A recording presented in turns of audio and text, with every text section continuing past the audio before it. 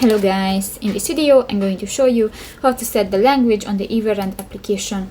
But first of all, I just want to mention, please don't forget to subscribe to our channel, because at 100,000 subscribers we are going to show you our YouTube revenue statistics and growth strategy, how to make money online. So let's jump into it.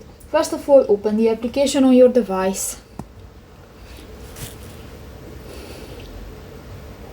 Go to the lower bar at the home screen and click to the last button, the account.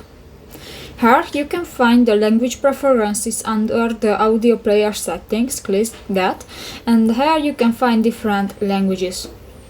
Actually I use the English, but you can select another one, for example Dutch, Espanol or others.